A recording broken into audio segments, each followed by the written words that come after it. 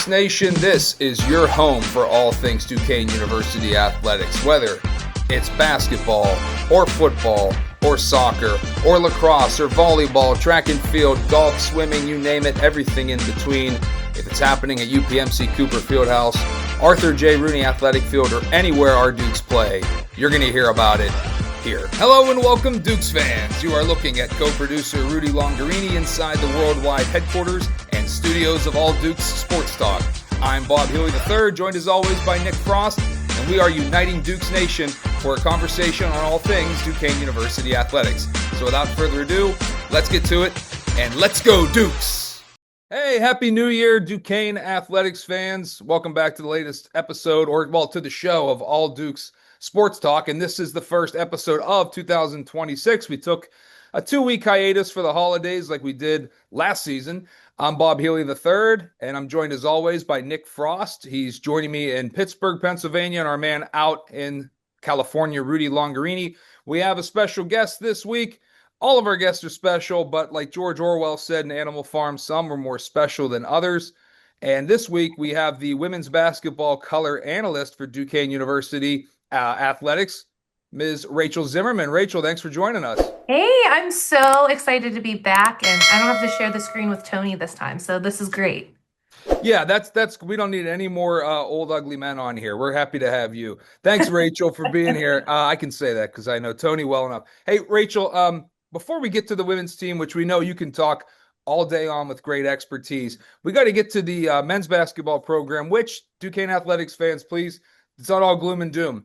As Nick Frost was saying before we started recording, you know what? The men's basketball team went 1-1 during the holiday break while we were gone.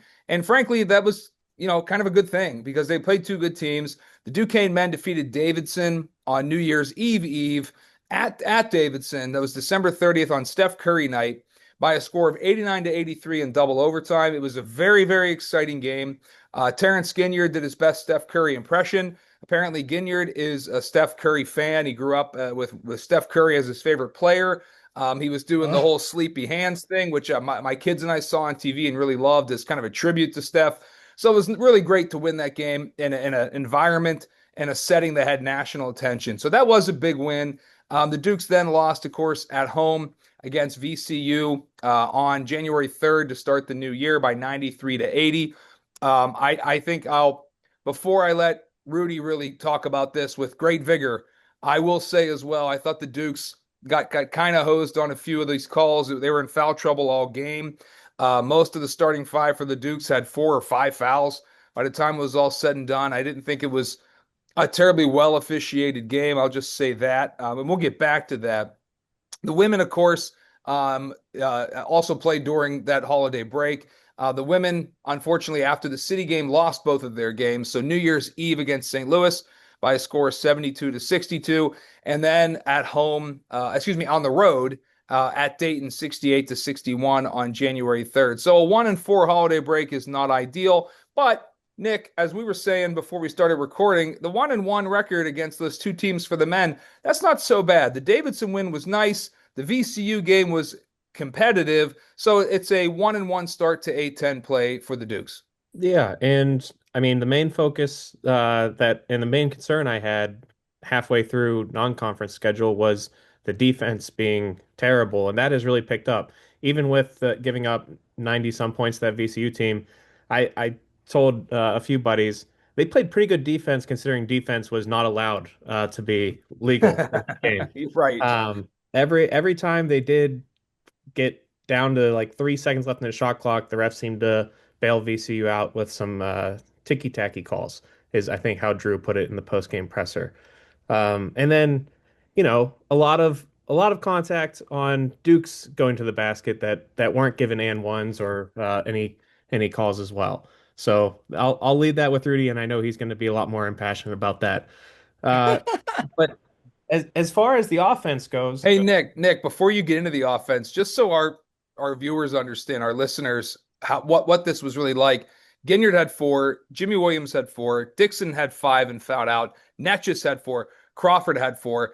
That's the entire starting 5. The Dukes were whistled for 27 fouls compared to 19 for VCU. And as you pointed out, a lot of them were very untimely, where the Dukes could have had a great defensive stop. So, yeah, just to give some numbers to what you're saying, the stats bear out a lot of what you're getting at. Yeah, offensively, they played pretty well against a VCU team that I thought looked that VCU is always athletic and always very talented. I feel like with their new coach this year, they really seemed disciplined as well, where they weren't making any mental mistakes. They weren't giving up silly turnovers that like we used to be able to cause them and give them some trouble. So I think that our half court offense had to produce to even keep this game close, and they did. I mean, we got within two before a string of fouls happened that caused a lot of issues. And then Jimmy Williams, his fourth foul, the offensive foul, that was just mind-boggling, and that I feel like that really ended any chance of a comeback right then and there. Right. So if we're But that was but dude, bring we it down lost to the one call, yeah. that seemed like it, where I don't understand how they could have called that offensively. But regardless, the Davidson game, going back to the positives, I mean, they fought hard to come back and win that game. Davidson commentators were also crediting the Dukes on playing much better defense than they thought they were going to play going into the game too. So the perimeter defense has been much improved. The bigs, the depth still needs some work. Yeah. Stickson and Netchus are out or in foul trouble. We still don't have that extra guy that can really help out.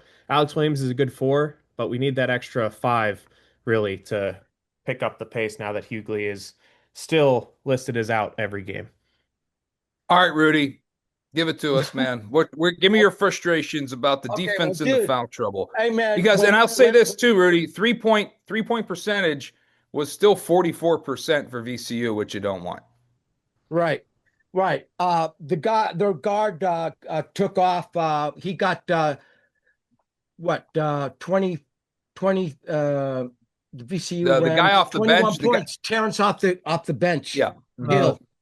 He And Terrence got outplayed a little bit in the VCU game. He No, it's did. talking about Terrence Hill, VCU's Terrence Hill. He had dude, 21 we points. we lost, dude. We kind of almost lost the game once Jimmy got the third foul in the first half. You know, that's when they went on their run and went up by 12 or more, or 12 points that they went up, and you know, they put the Michael in there, and he just didn't cut it. You know, he took up you know, Jimmy Williams only played 17 minutes in this game, and he still scored you know, 22 points. 20. So Yeah, 20 points. 20. Well, he was 6 of 20 8 from the points. field, and he was 5 of 5 from the line, 3 of So 3 once from you 3. take So he was incredibly you efficient. you take him out, and then you take Dixon out of the game, it's Right. over. Right. So I mean, that was the ball game right there. Even though, I mean, he came back with a vengeance, and then, like you said, they called the offensive foul, his fourth foul on him. Yeah. I will So say Dixon's last two fouls were well earned. Those weren't ticky tacky. Those were no. fouls. But I want to factor in one question that I have for everybody concerned here. They go over on the play-by-play announcers on ESPN Plus for us, the guys, that you know, that the refs are calling it different this year.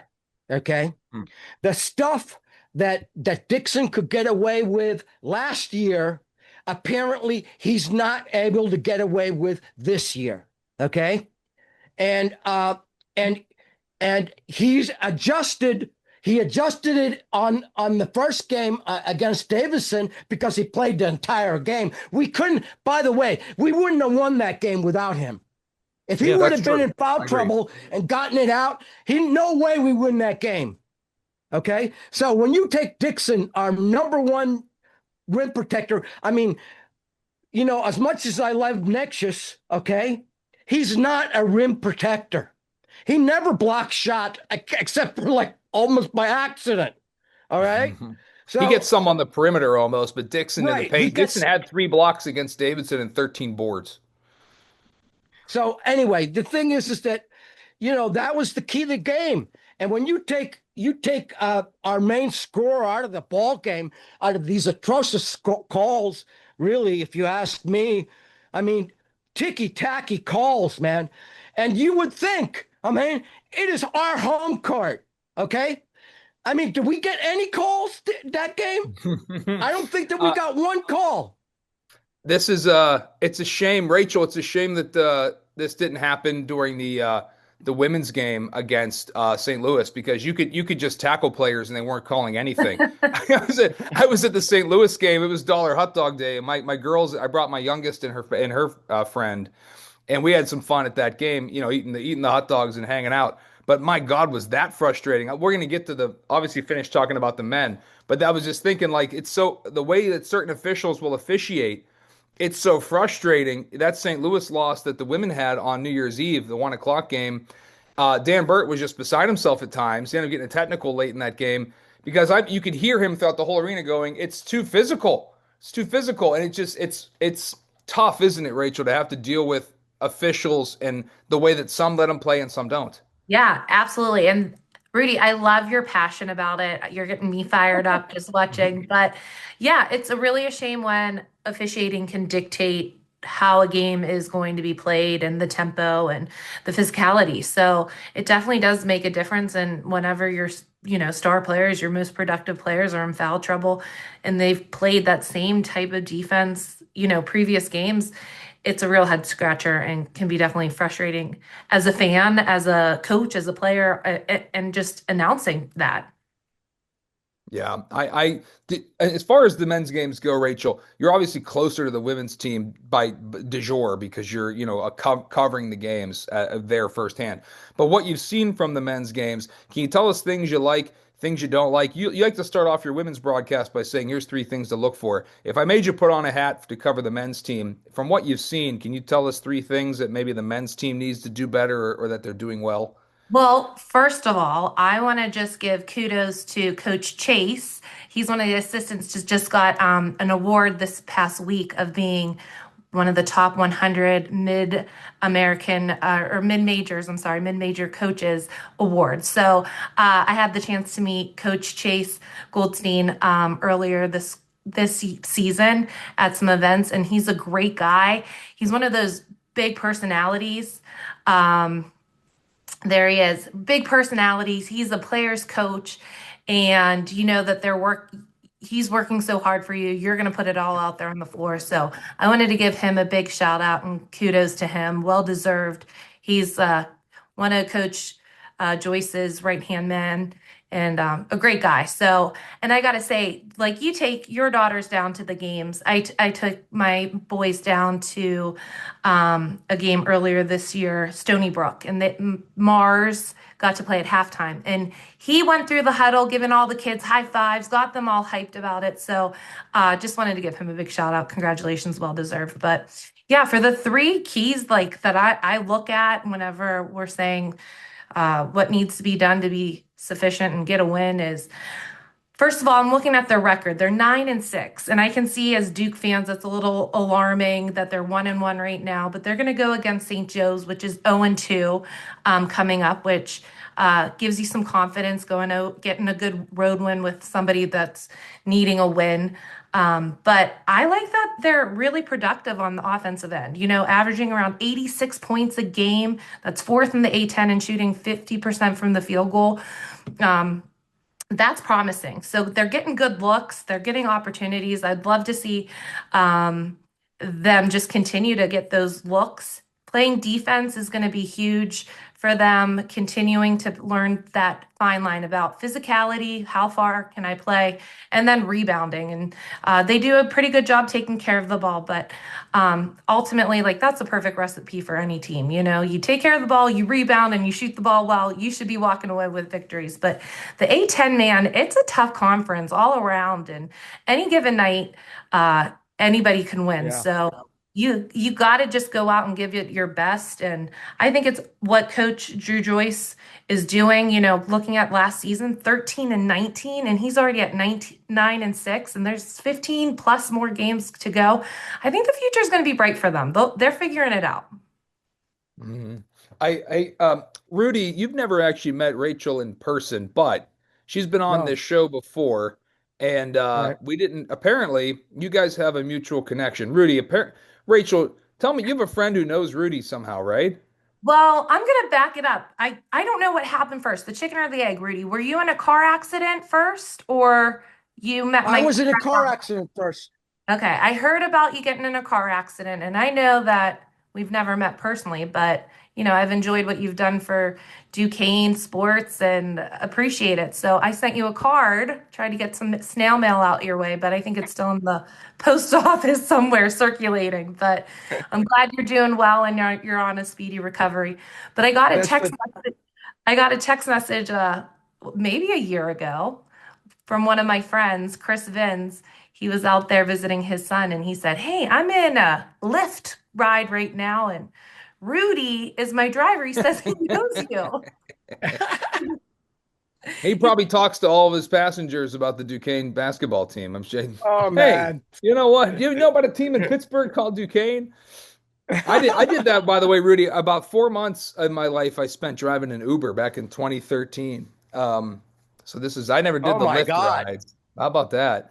And Rachel, you've been on the show before. So for those who don't know you, who might be watching, who caught us later and have been subscribing later in our process, by the way, make sure you click subscribe and then obviously like and share the show to help us out. But your maiden name, can you give us that? Because you were a Duquesne basketball player. They might know you under a different name. Yeah, so I transferred to Duquesne in 2007 from Ohio University. I was Rachel Frederick, and I came with Susie McConnell Serio, her first year on the Bluff. And ironically, I was coming out of a really good career at Ohio University. I was freshman of the conference and a captain my sophomore year and all conference honors. And going into my junior year, I'm about to go into a workout, and I found out my older brother had cancer and he was diagnosed with cancer. And they told me that, those were the days. Those were the days. Um, and so, and look at the Cooper Fieldhouse then. That was the Palumbo. And I'm just Yeah. amazed at what they've done there. But there's Dan Burt's family right there, still in the same spot. We can circle back. They haven't moved much. He's been around as long as, when I turned to be a Duke. But yeah, I transferred. My brother had cancer and Susie took on the position. So I just felt like it was God in motion kind of type deal, and was able to come in, and Susie made me a captain my redshirt year because back then you had to redshirt, right? And my Hmm. brother has beaten cancer, which is really cool, part of that process. And I met Tony, who played football there a while before I was there. He was coaching, I think, he was on the outs of coaching. So Yep, yep. yeah, Duquesne has been great to me, and I'm so grateful for Dan Burt giving me the opportunity to still be part of this program and fall in love with basketball all over again. And I'm like one of the Duke's biggest fans. And like you, Rudy, driving around California talking about people to Duquesne, that's how I feel whenever I walk around anyone. Like Well, dude, I see somebody wearing Duquesne, I'm like, our let's go general, Duke. the thing is, they didn't know that I was a Dukes fan. They saw that I was a Steelers fan. Okay. Okay. Okay. And Yes. that's how we, and then I go Steelers, and I'm freaking out in the middle of Chico, California. Well, nobody's a Steeler fan except, Aaron Rodgers is from Chico, California. I don't know if That's you right. guys, right. Oh, So, we got it. By the way, let's get the elephant in the room addressed. right. What an amazing game. Nick and I were there for it. Nick, that's the loudest. And I know not everyone who's a Duquesne fan is from Pittsburgh or even has. Rudy's not even from here. He became a Steelers fan, I want to guess, during his time here. But No, no, no, no, how did no. you become a Steelers fan, by the way? Dude, my family, Uh-huh. my father, when he was learning to be an internist, spent 2 years in Pittsburgh at Pitt, okay, learning there. Leave that out. Oh, gross. Yeah. All right, Okay, we'll edit let me that. Yeah, that let me that school finish. doesn't get mentioned. And we lived there. We lived there. This is showing you how old I am. We lived there in Pittsburgh for 3 years from 1960 to 63. So I was there when the Pirates won the World Series. How about So that? So I went to the my first Steeler game back then. My dad got tickets to a Steeler, and they, of course, they sucked back then. Yeah. But and then I moved. We moved to Pottsville, Pennsylvania, and then that's how I came to Duquesne. Rudy's 95 And years old. I didn't realize he looks pretty good. Rudy, dude, yeah. dude, You look good, bud. what I'm saying is that so I went there, as you know, when I went to Duquesne because of the Steelers, not because of Duquesne. I said I want to be close to the Steelers, Sure, okay? sure. And where do I want to go to school? And I picked Duquesne. Yeah, you So Well, picked that's what. Rooney's alma mater. There you go. that you picked the Rooney's alma mater. It's to this day I actually use that to recruit. To be honest, because you got these major league sports teams in town. One of my students Right. is in the is helping seasonal PR work for the Steelers right now. So I see him in the press box every week, and we were both pretty pumped after the game because we get to work again next week because I did the stats for the league. So I'll be there Monday night. I have to actually conduct my first class of the semester for so the semester starts Thursday on campus. And then Monday's my first night class. So I have to actually do it from the press box over Zoom because I got to be in the press box by 6 o'clock. But it's a cool problem to have. That was just an amazingly entertaining game. Nick, that to me, that was the loudest I've heard the stadium all year. That place would have been sulfurous had we got blown out. You know what I mean? It would have been, but the Renegade everybody there had a towel. I don't know if they people got them for Christmas or whatever, but it was just a very, very raucous atmosphere, and like the tension started to be cut away when the team took a couple of go ahead leads, and I hadn't heard the place that loud all season. Well, the Renegade wasn't even the pop this game. It was the James Harrison promo video that they Oh, held good point. held for I don't know why they held it back all season, but he got up, started screaming, get loud, and the stadium went nuts from that point on. I don't think it I could hear outside of the person immediately next to me for the rest of the game. He's still unbelievably scary. That was a great video of him screaming. Yeah. Yeah, that was a great game. So again, not everybody who likes Duquesne likes the Steelers. And we'll forgive them for that, of course. We got people from all over the country who like Duquesne. But Let me wait, jump one back. one Go ahead, quick Rach. thing, just picking up on the Duquesne, Rooney, and the Catholic vibe. How about the priests? Yeah. Yeah. The holy water in the end zone? That's Yeah. And then when the guy misses the kick, the John 3:16 sign pops up, in the uprights, and I'm thinking there's some divine intervention happening here. amen. There Yeah. you Yeah. go. Well, this is the best Catholic university in the country. I don't know what those people in Indiana can keep it. So let me harken back to the Dukes then, and we can clearly go back to the men whenever we want to. I want to turn our attention to the ladies. I happen to notice, by the way, Rachel, 33 points against Marshall in the 06-07 season. Holy cow, what happened that game? Yeah, I That was had a your little time. Alexis Bordis in me that day. I Sure felt did. like I couldn't miss. So that day, that game will definitely go down as one of my best ever. But yeah, that was a good Anyway. one. Just happened to catch that one. But the ladies now, Duquesne women, unfortunately, 0-3 in the conference. The ladies have played one more conference game than the men have. There's sort of an early conference game the way the A10 is set up on the ladies' side. 7-7 overall. The Dukes women again losers. I talked about the game against St. Louis, 72-62, and then losing at Dayton, 68-61. Rachel, let's start with that St. Louis game. I talked about how unhappy Dan Burt seemed to be with the referees, as evidenced by the technical foul and how voicious he was all game, and then the Dayton game later. But St. Louis, can you give us your thoughts? I'll go to you and then Nick on that game. I thought it was winnable. I just thought that the Dukes got kind of bullied, and the refs, frankly, I don't want to complain too much like this, but I think the refs let St. Louis just do whatever they wanted.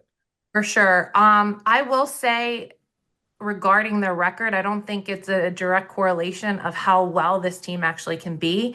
They're very young. Dan Yeah. Burt has all sophomores and freshmen, so they are learning the game, the Division One game, and he's kept a majority of those players together from last year, but brought in some new faces that I think are going to be really helpful, some size, but it's just inexperience and working on that cohesiveness of that team. So I think on any given day, that record doesn't necessarily reflect how good they can be. And the other thing I would say, it's still early. You want to say conference play. You did all your non-conference games to prepare you for conference play, and you'd hope to get some wins right now. But if Audie Crooks, have you followed Iowa State? That big post player girl, she's dropping like 30 points a game. Like she's amazing. You guys Oh, got Iowa State. Yes, yes, Iowa yes, State. She's unbelievable. I text Dan when I see her pop up on my Instagram feed because it knows I like watching her. So yes. I get all of her highlights. I keep sending them to Bert and I'm like, how would you stop this girl? Right, Anyway, right. go ahead. Yeah, she's I was awesome. laughing because doesn't their football team have only like 12 players right now on the roster? I'm Yeah. like, use her. Like Let's But scoot her up. Yeah. anyways, what she says sometimes after they lose or something that happens, not necessarily in a winning stance, she's learning from it. And I think Dan is taking this and understands he has a young group of girls and it's winning and not necessarily losing, but it's learning. And that's what I think he's trying to develop here. And it's no need to press the urgent button yet. I think he has a lot of great talent and they're just merging and they've dealt with a lot of injuries. Nadia Moore was out for since the second game of the season, and she was averaging 15 points in 15 minutes for them, right? And so now she's back, and she just dropped 18 points against Dayton. She dropped 15 prior, so she was a big piece missing early in the season. And then since then, Gabby Grantham Medley, she's out. So they're dealing with a couple injuries and just some adversity that you don't plan for. And it can affect a young team. So I think once everybody's healthy, they'll be able to put a lot of those pieces together. But I love seeing Harriet Ford. She's a big transfer from Omaha, rebounding. There's Nadia doing some big things. Yeah, she's doing great. She's one of those players that can go inside and get to the rim. She's a great pull up and she hits the three pretty well from behind the arc. So she's been a big piece missing from this team. But Harriet Ford is another player. She's 6'3", comes off the bench, leading the A10 in offensive rebounds. So she just needs to put some things together, but she had a game against St. Louis. So we were talking about that. They really looked to feed her, and she did really well. So I think once everybody just puts it together, Mac Blackford coming back. She's hasn't been a strong shooter lately, but good shooters will come around. Nick, your thoughts on the ladies' start to A10 play? Yeah, I mean, one of the key attributes that show how young and inexperienced we are is the turnovers. I mean, we've had 20 plus turnovers in quite a few games, and that's kind of been the telltale sign that we're probably going to lose once we hit that mark. We hit both of them in St. Louis and Dayton. And as Bert mentioned in the post-game presser after the St. Louis game, it's kind of everybody who's been playing significant minutes is making those turnovers. It's a team effort there, unfortunately. So there's not like one person he could sub out to teach a lesson or anything like that. They're all young. They're all making those mistakes. Sometimes it's just miscommunication between players. There were plenty of times where a player looked to cut and the ball went to where they were standing, or vice versa. So it's a lot of those kind of mistakes that will get better as time goes on, but obviously you don't want to you want to learn those mistakes while winning, and it's a little frustrating to see it happen as often as it did. As far as the St. Louis game, I did want to say Kelly McConnell actually played pretty well in the limited minutes she got out there. Kind of seemed to calm things down. Did was one of the rare players that didn't cause any turnovers when she was out there, and I think she was a steady hand. How about her Uh, buzzer beater right before the shot yeah, clock? She went right over absolutely. their 6'6" player. Good pull up. I was really What- proud of her. And she's Yeah, one of those players, she gets in there and she knows her role. She knows what she has to do. And yeah, she's filling in the shoes of learning from her big cousin Meg McConnell, right? And keeping things steady. But yeah, she's not going to be the offensive threat that Meg McConnell was at this time, but she keeps things steady. She plays stellar defense and gives it her all, any opportunity she gets. yeah, and Yeah, she's St. not Louis getting, did she have a doesn't get good that many scout too. minutes. Sorry, Nick, go ahead. Well, St. Louis did have a good scout too. I mean, they really locked in on Alexis and McKenzie and did not let them have any room whatsoever for shots, which really stifled our offense. Outside of Nadia, there wasn't much going early on offensively because of that. And then the team sort of adjusted to get some offense going, but as you mentioned, Bob, I mean, we got run over essentially. And Ironically, one of the calls that the refs did make sure to point out is a 3 seconds call on both teams, which you see maybe once a season. And that was both coaches went back and forth yelling 3-3 the rest of the game after Right. those calls were made. Yeah, there was I think it was number 22. I think maybe I was texting you about that, Rachel. I Yes. forget her name, but when we started the game, I was watching with actually my oldest was at the game as well. That's right. And we were both watching because she plays the 4 or 5 usually in our for her travel team. And I was like, let's do we watch a couple things and so I'm always having her watch the paint, but 22 drew our eye, even though she's their shooter. So we started watching her, and she just basically put her forearms like this and just shoved everybody she could. I mean, anytime she would just run into people, and she was a big girl, despite not being tall, and she would just kind of shove people. They had a couple players like that who weren't very tall but were stocky, and they would just sort of run into players and push them off. And then what it irritated me, and I know that I'm biased, but when anytime 22 got bumped, she acted like she got shot. And she shoved people all game. And so For my sure. my my young oldest, who's 12, noticed that. She was like, "Oh, get up!" And I was like, "Oh, she's starting to become a fan." You know. I will say I did. I want to give a shout out to our man. Brent Sutherland is still coming out, and just like we talked about, we had Brent on the show, the Hitman. He's coming to games, even though Megan has moved on. I told him, "Hey, the Cooper Fieldhouse won't be the same without you. You're a presence at these games. You're like our Jack Nicholson." So he's still coming, and look at the way he dressed for the last game. This That is was on the our last Twitter game. I account. love it. And then prior, he had Meg's Mercury jersey on too, but he's been waiting for that one to come in. He's been telling me, I ordered this. It's going through customs. He's been tracking it for months, I felt like. Mhm. So yeah, it's cool to see that she has made such, an impression on her fans, and she definitely will always have a legacy in the Cooper Field House, and it's Oh definitely, yeah, but yeah. But as yeah. what you were saying, and just a little bit about experience, Dan Burt has this very inexperienced team. Turnovers are part of it, but the theatrics, that number 22 girl, she played for 7 years. This is her seventh year Oh playing Wow. geez. NCAA D1. So yeah, she's like she's seen it all. She knows how to play it up and flop and get all of those. And that is experience, and you get to see that. So, but I know watching her, and then it would take her a good minute to get up after she Yeah. flopped. She would need her whole team to help her up when you're talking about her size. Yes. But you're right. She was getting away with stuff, and she was getting calls, and I think that's the guile and the caginess that comes with experience. And Duquesne has zero seniors; they have three juniors who get some playing time. But as you mentioned, Rachel, the bulk of the contributions coming from freshmen and sophomores.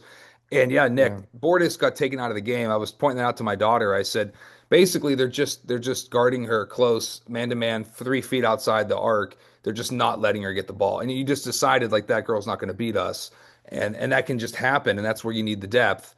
And frankly, we just don't have it right now in terms of scoring depth. At least from what I've seen, I mean, it comes in spurts, but there's not those reliable players like we could count on when Journey was here, also with Megan. And then you had going back a couple years, we still had the 3 point threat of who she went to Nebraska. Sorry, is it Tess Myers. Tess Myers as well, right? So they're missing those elements. Mackenzie Blackford has not proven to be like the next Tess Myers. She's, I think Swimmer. she's only a Swimmer. sophomore, right? Yeah. Blackford. So I She's mean, there's only a sophomore. right. I mean, there's lots like you were saying, Rachel. I mean, there's plenty to like there despite the 0-3 start. I think a lot of us understood with the women this is going to be a bit of a learning year for not just the players but for Bert to learn about them. I just hope they can keep some of these players together in this transfer portal era Definitely. in the NIL era. I have noticed there's fewer movements in the women's game, which I like for our team because I do like the idea of us keeping that well-coached nucleus together. As for the men, not having Hughley, I think is starting to show up. Rachel, I don't know what you're allowed to say. You probably know more than most of us, but all I'm hearing is that basically it's a coach's decision. And Drew Joyce has not been talking about it. He just says no comment or no, he's not playing. So I can only assume these are coaches' decisions. What have you heard that you feel comfortable reporting? Yeah, well, I will say I actually got to see Coach Joyce the other day at Rise. His son was playing in the Oh, PYBL, okay. and so he was there and got to see his son's squad. And man, he's a talented player for sure. But as far as Big John, we got to see him play when he got his 1,000 point against Stony Brook. And I mean, fan favorite. All these boys were so infatuated. He's passing out his shoes to the kids, and they were all in Big John. So it's sad as a Duquesne fan. You're like looking for him. Where is he right now? But as far as why we have not seen him, the only thing that I can say is what I've read that is on is did not play, will not play. So as far as why or anything else, unsure, but it's unfortunate because definitely Duquesne could be using him right now as they're competing right now in their games. The losses that they've had, they're not terrible, but of size and his caliber and his ability to score, and like you said, rim protecting. He's a guy that can do that. They're missing out on him. So yes, it has been since Boise State he hasn't played. Mhm. And when you get into foul trouble like we did, I mean, it's just one less guy to When put out Dixon there. gets in foul trouble, we're if Dixon gets in foul trouble, We're kind of screwed. we're screwed. Yeah. But Yeah, it's a shame. if you're thinking about what Coach Joyce is doing, if this is a coach's decision, something inside the locker room, what have you, look at those stats, 15 and a half points. He was up Right. of 20 points a game. He's making a statement to his team, what I expect of you guys for whatever it is. And kudos, whenever you're building a program and what you expect of your players, if that is the case. And I I will say this. I Go mean, ahead, if Nick. you look, last game that Hughley played, Boise State, we played really well against Nevada. Rudy commented on that, much improved. I And think we've they actually turned it around. we've They had a turned good it run around that since game. he's been out. I understand there's issues with depth if Dixon is out, but as a whole, I think the team has played better. I'm not saying it's correlated, but the team has been playing better under this lesson or teaching moment that Joyce is displaying here. The ball Since moves there's around no better. The ball moves around better when he's not in there. Unfortunately, he gets it down in the posts and he kind of like Yeah, monopolizes he the he play. he eats a lot, but he also, I mean, there's not much left for everybody else when he does that. Right. That's exactly right. And so he, sort of like uh, consumes the oxygen in the room when he's playing. And and so and also the announcers at ESPN Plus for the men's game were saying, their defense has been improved because Hughley's out, and it's well, because Dixon. And it's because Dixon basically is in there full time, and it's our reliance on Dixon to such a large extent that if he gets in foul trouble, we're in deep doo doo. well, Particularly, Dixon's No, that's yeah, it. Dixon's not the offensive player Hughley is, but Dixon is their best defensive player. And because, like you said, Rudy, because he's been forced to get more minutes, he's getting rebounds and blocks, and he's contributing in that way. But then when he gets in foul trouble, there's the big, ugly truth is that there's no one else that can really do what he does. Now that being said, since Hughley doesn't do what Dixon does, but he's still nevertheless a big presence out there in the paint. He's still eating minutes that Dixon's position is having to be filled entirely by Dixon. Um, I'll put it this way, only because, and I'm wearing my Penguins hat because the Penguins are on a 5 game heater, by the way. But there's a weird quirky stat about like games that Crosby and Malkin both miss. The Penguins have a winning record, and they might even be comparable to the same record they have when those guys are in the lineup. But you can't tell me with a straight face that the Penguins win 3 Stanley Cups since those guys have been on the team without those guys in the lineup. It wouldn't have happened. I mean, to me, you need your best players on the ice, court, whatever it is, to get where you want to get. And whatever happened must have been strong enough or severe enough that the team is losing games they might have been able to win because the coaches decided it's better for the long-term health of the team for him to be taught a lesson or to just not be playing. So we don't know what it is, and because we're not being told, we're forced to speculate. So I can only and speculate yeah, something must you have happened can't. on the West Coast trip, the mountain area trip, because that's the last time we've seen him play. Now he was on the bench if I'm not mistaken once, right, Nick? But then he's not now. He's not even coming on the bench. He's not. Seems like he's not even in the arena when they're playing. Yet he's still on the website roster. So we don't know. But to get where you want to get, that guy has to be a part of it. And he's been on a lot of teams. He's been in hot water before. We were all worried about this in the preseason. We were previewing this team, but I think we all agree, despite how good they've looked without him, imagine what they could be with him. Right. So I hope he can come back and contribute in a way where, yes, but now also better, to get where you want to get. And with the A10, I mean, it's top heavy, but it doesn't strike me as being something completely unwinnable or something that the Duquesne Dukes can't make noise in come March. And I'd love to see John Hughley be a part of that. Rudy, you've talked all year how there's no Day Grant, there's no Jimmy Clark, no one goes off for 30 points to bail us out of things or to take over games. Hughley was doing that in the non-conference portion. He was going off for Right. 25, 30. Now no Yeah, one but is.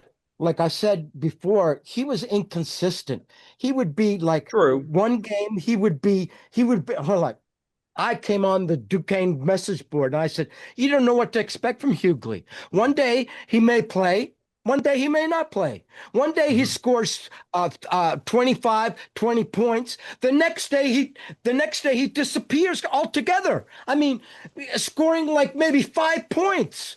I mean, you can't and to rely on somebody like that is not a recipe for success. You cannot rely on a guy that is you don't know whether he's going to play or who's going to show up. So, I don't in this day and age where the NIL situation has made it that these guys are basically professional athletes. And so basically they're taking the same fair that they got in the professional ranks right now, where they go, oh yeah, we got a problem with a player right now, but we can't tell you why because they don't want to. First of all, they want to keep the option open that he can come back to the team, but at the same time, you know, you're kind of waiting. And so my opinion is you got to go on right now. You just got to go on accepting that he's not going to return. You're not going to hold out any miracle that he might, and you got to go with the team that you got. If he decides to come back, we'll take him. But dude, you can't plan on him. You can't plan on him being there. Yeah, I agree with that, Rudy. And I mean, if he does come back, it's more than just him wanting to come back and you welcome with open arms. He has to buy into this identity that the team's trying to form too, where he's got to fit within this team a little bit.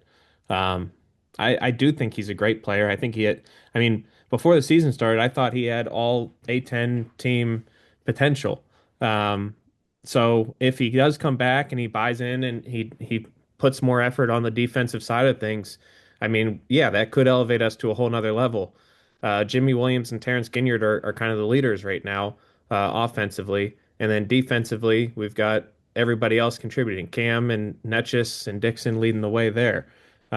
So we need the buy-in for both sides of the ball really to for a successful comeback. Um, yeah, and then on the Yeah. girls side of things, I did want to mention in the St. Louis game, the other thing that I noticed was the St. Louis big. I think number 34 was probably going to be the most talented big that the girls have to go up against, and they did a decent job of making sure that she at least got into foul trouble. There weren't many St. Louis players that did, but they kept attacking her offensively and drew some fouls, which I think was key in if the game was a little more normally called that we could have been competing against that St. Louis team.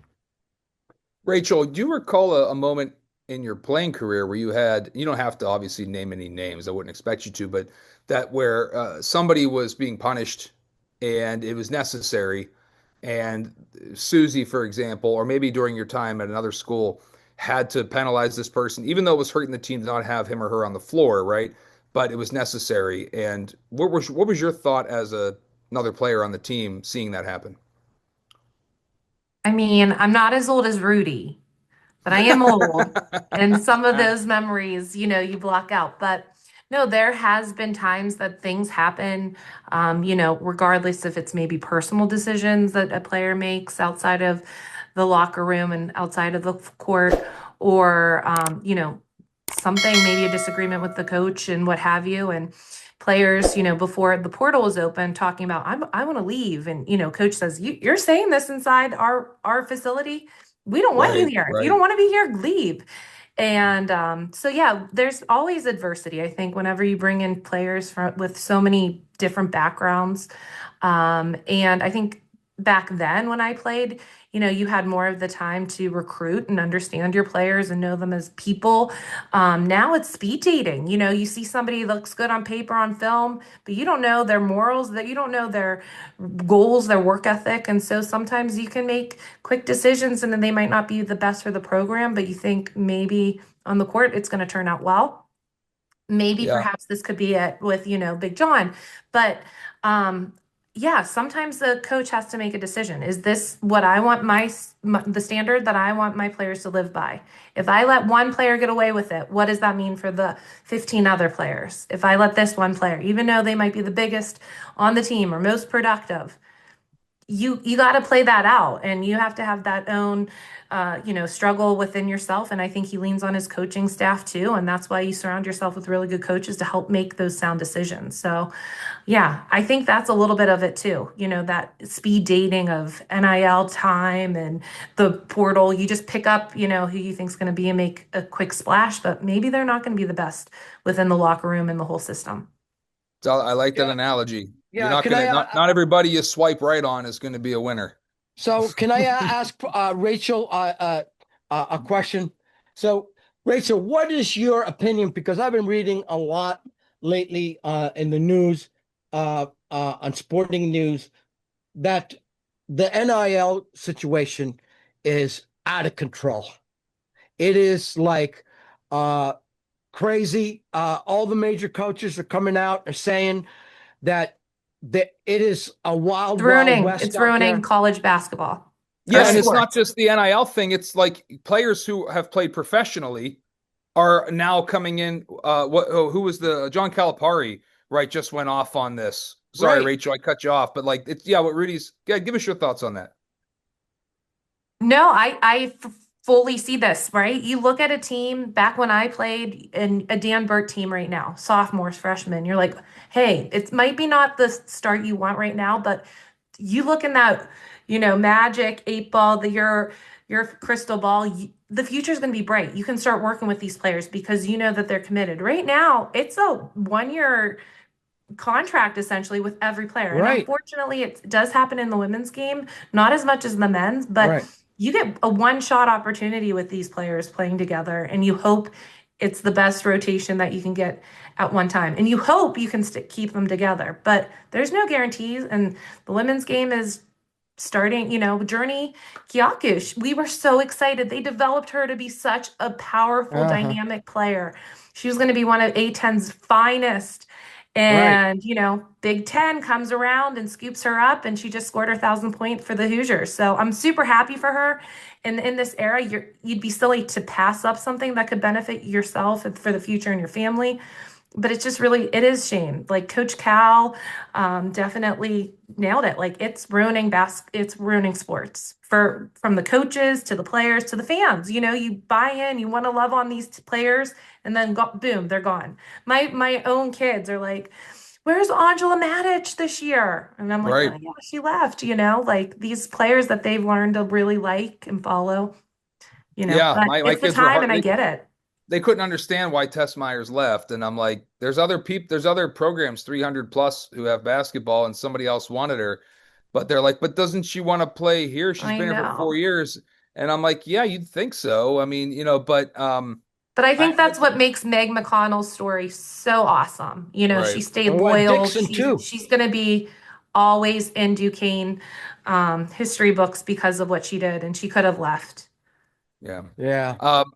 So I want to get some final thoughts on anything Duquesne athletics. I want to start before that by saying also we want to send our well wishes to Alex Panormius, who's Rachel's broadcast partner on the ESPN broadcast produced by Nick Apria and the Duquesne athletics crew.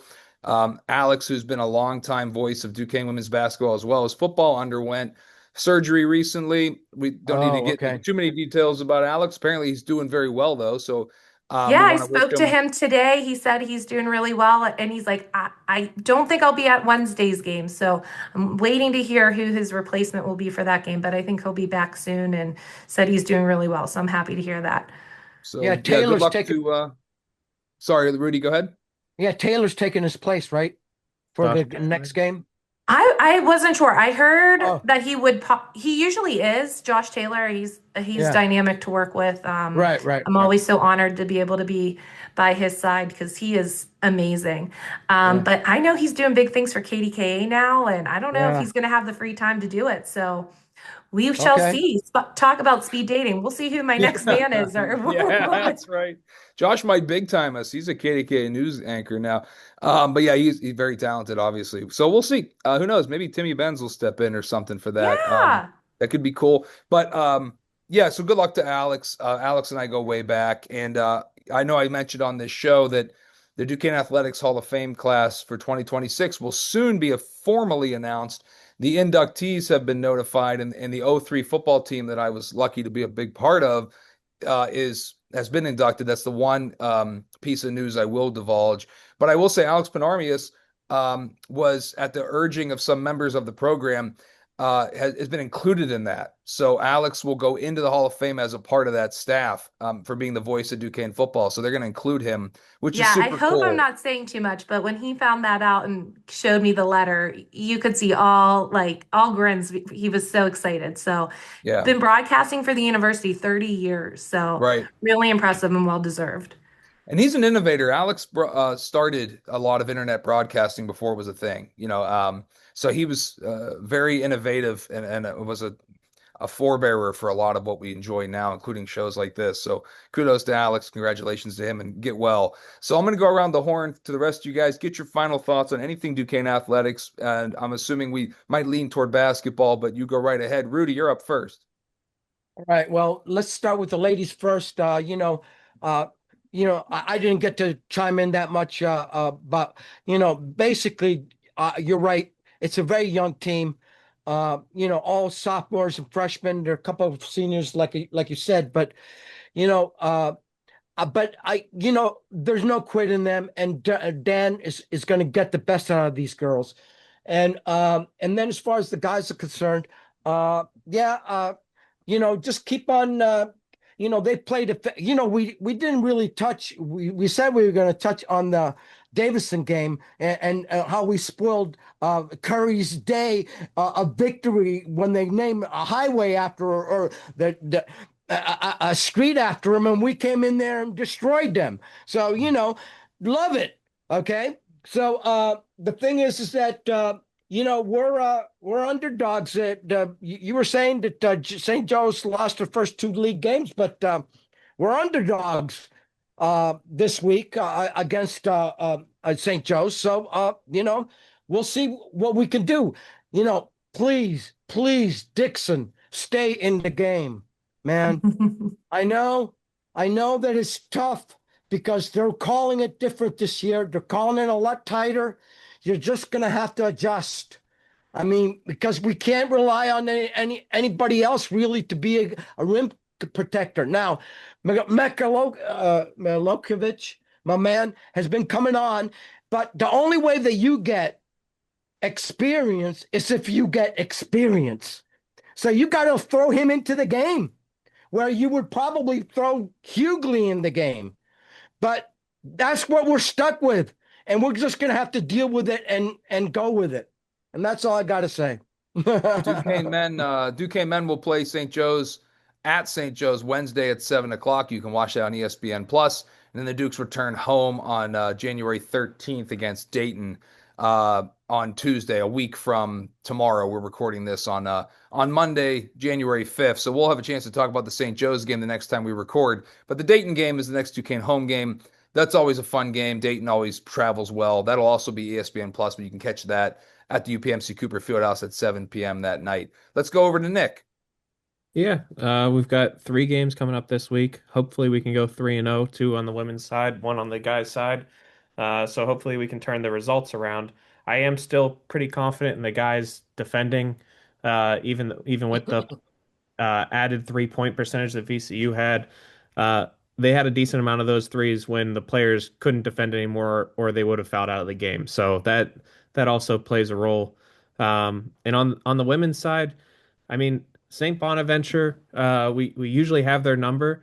I remember a lot of away games there, but we've got them at home, so that should be a good bounce back game. And then at VCU, I know they have their one star player, but we were able to shut her out last year with some great strategy. So hopefully we can dial up some similar defensive performance against her, and then get the shooting back to where it was during the city game, where everybody's shots were falling. Duquesne ladies will host St. Bonaventure 6 p.m. Wednesday at UPMC Cooper Fieldhouse. If you are a local cable subscriber, you can get that on Sportsnet Pittsburgh. And if that doesn't work for you, you can always go to ESPN Plus. Rachel, I'm assuming you'll be on the call then. We'll get to hear you on cable as well as streaming for that game. Yeah, And then I'm prepping for it, and I think it will be a good one. St. Bonaventure is a much improved team from last year. They have some transfers that are at putting some big numbers up, but I do believe this is probably a good opportunity for Duquesne to pull it together. They've had some time to learn, have a lot of film to watch, and they'll be back on their home floor where they're very successful. They've won every game so far at home this season, except that against St. Louis. And again, they were halftime tied at 25. It was just this really strong shooting third quarter for St. Louis that took them away. So I'll be excited. I hope you guys can tune in. If you can't make it, definitely tune in. The Dukes are fun to watch, and they're putting the Yeah. pieces together, and you might see a good one.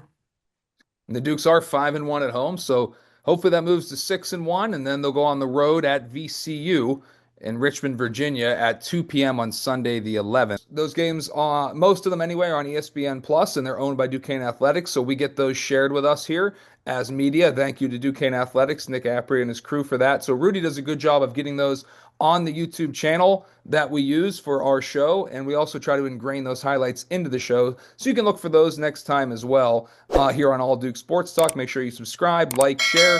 Now I want to say goodbye to everybody. Rachel, I want to say I love you too. Earlier today, Rachel, I was texting her to confirm tonight's appearance, and she wrote back from her car, "Love you." And I'm assuming it was an automated response, but I was really touched, Rachel. Thank you. Well, it's likewise. I love you guys all. Thanks so much for having me and what you guys put on for display for the Duquesne Athletics. So, no, that was hilarious. I was cracking up laughing when I realized what I did. Yeah, it was too funny. Well, I was touched nevertheless. Thanks, Rachel. We love you too. And till next time, guys, go Dukes. Shoo, shoo. Rah, rah.